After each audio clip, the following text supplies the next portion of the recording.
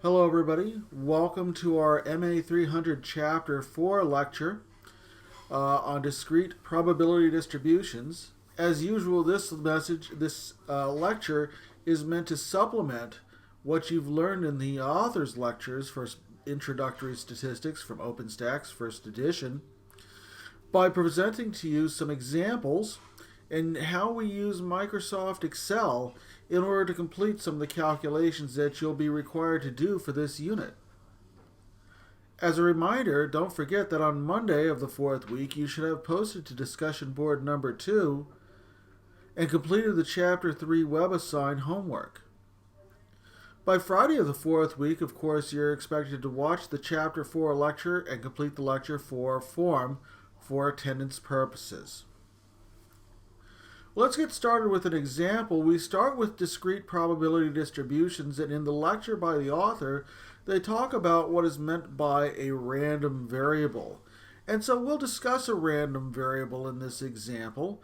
The idea of a random variable being that it's a variable that represents a real number of occurrences of a certain type of occurrence, an event that we look at in probability. And remember, when we say discrete, we mean that these are events that occur in whole numbers only. Well, here's our example.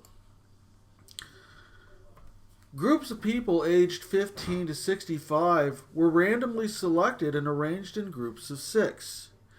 So there was a survey, and the random variable x, which is shown in column A, is the number of people in each group who said that their family and or partner contributed most to their happiness.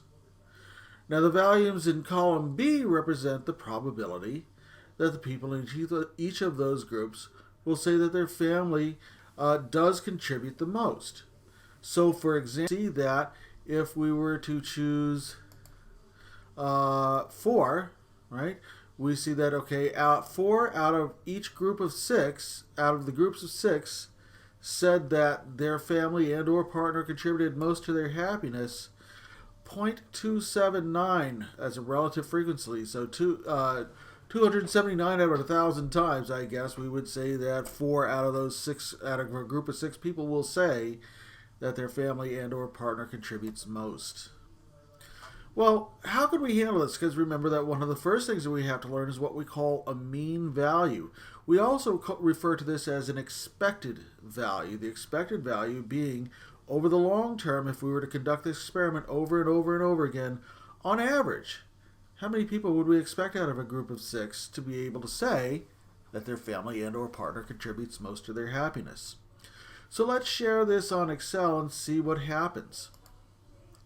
Here's the problem in Excel, and what I'm going to do is I'm going to go ahead and we're going to do this experiment where we multiply the number times the probability in each case. All right, so let's do that. In Excel, we could just simply say equals the cell in A3 right here times, so that's an asterisk, the cell in B3. Well, in this first case, that's clearly 0. But now we can copy this down. If you want to copy a cell down in Excel, what you do is you can go to this little corner right here. Do you see how I've got this white cursor right here? Changes into a black little cross when I'm down at the bottom corner. You see that little box down there. If I left click on that and drag it down, directly down, it copies the formula that I had in the top cell for each cell. So 1 times 0.003, 2 times 0.025, and so on down the list. All right. Well, what good is this product? This product is what we call an expected value. The expected value is the sum of the products of each number of successes in the probability distribution times its probability. So if we add these up, and we use the formula equals sum, and we just highlight those cells on down, the sum of all of those cells is 0.4618. Well, let's interpret this result. What does this mean? Well, if we added down on our chart, right, and we went through and collected that 0.4615, right, this means that this is the mean value. So if we were to conduct this experiment, just asking 6 random people, 15 to 65, who makes their life happiest as the family and or partner, Well, we should expect on average about 4.615 of them to respond that in the affirmative. Okay, well, the next thing we might want to ask right here in this question is, well, if there's a mean, can there be a standard deviation? The answer is yes. This is on average, how much would we expect those groups to deviate from this number? And so one way of doing it is right here. I'm going to get this number where I square x and multiply it by p of x, and then I'm going to apply a formula. So let's do that in Excel. I'm going to show you once again here that if I take the square of the first cell, so A3, and then I hit the up caret, which is a shift 6 squared, and then I multiply that by p of x, I add that in. Boom, here it is, right? Now I can take that and add it on down. Just copy that cell all the way on down. There it is. Nice. And then I'm going to get the sum of each of those. So I'm going to just go ahead and copy that across. Okay, here's the sum. So let's see how we use this. All right, if I was interested in just the probability of finding 4 people in any group who were going to answer in the affirmative to this question, well, our probability would be 0.279. Right? We just take that right from the table. Well, how are we going to get that it is probably that x is less than 3? Well, now in this case, we're saying, okay, what is the probability that less than 3 people in the group will answer that in the affirmative? In this case, what we're going to do is we're going to take a sum, and the sum in this case is going to be of our probabilities that are less than 3, right? So if we add these 3 probabilities, right, these 3 probabilities are the probabilities for the probability less than 3. And so our probability is 0.028. So we have a 2.8% chance of getting groups of 6 that answer less than 3 in each of those groups. We said that our mean was found right here by taking the sum of our x times px values right there. Well, what is the standard deviation? In the standard deviation, what we're going to do is we're going to add a square root of our sums minus of our difference between these two values. Let me bring that back up right here. Here's a formula for you.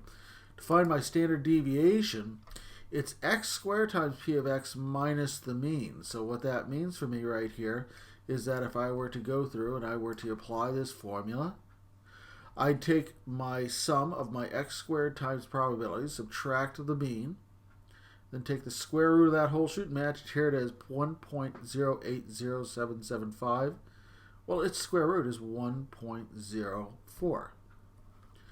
So going back to Excel, we can certainly illustrate this. Once again, it would be equal to the square root of our sum that we found right here minus our mean squared.